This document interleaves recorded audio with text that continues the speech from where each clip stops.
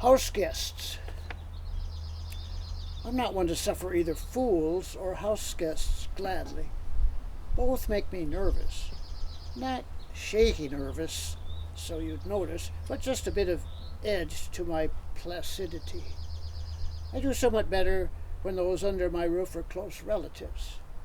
But in truth, my daughter Katie is the only guest I have been completely at ease with, probably because she lives most of every summer with me in Durango, so we're accustomed to each other.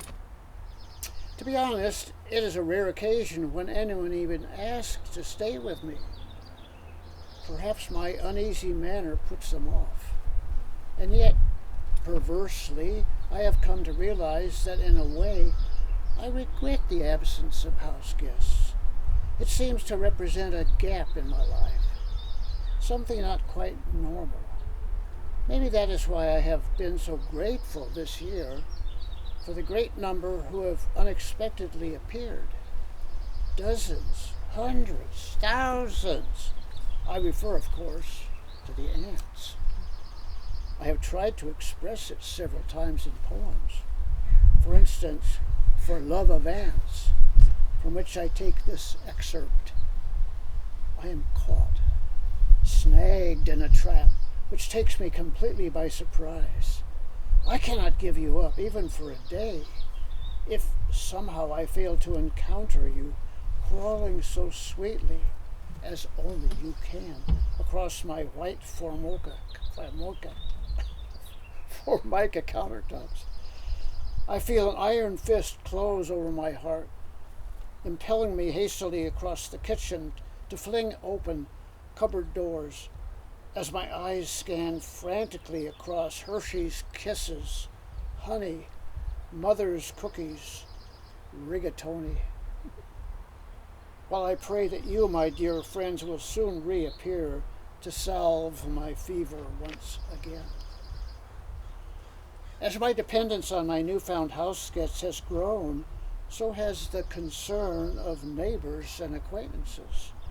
They, for some odd reason, fear that I am developing a fixation on these beautifully quiet, unassuming creatures. It is true, I admit, that the ants have begun to insinuate themselves into most of my topical poetry. For example, this piece from one called Even the Ants Are Bleeding. The ants began to bleed last week, just as the most recent El Nino event proceeded southward.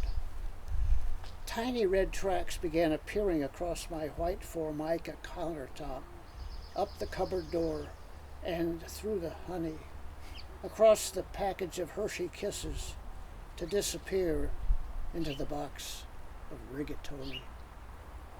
Or from one titled Time Change. Was it only a year ago that life danced along so lightly, time scampering from day to day, like breezes billowing the plum tree branches?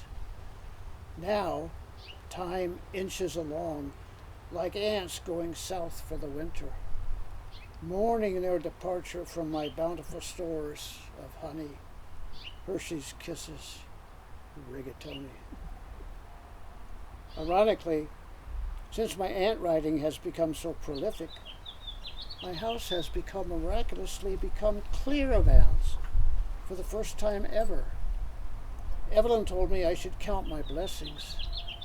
Perhaps I ought to consider hiring myself out as the totally toxin-free pest exterminator. My card could read, "We do it all with poetry."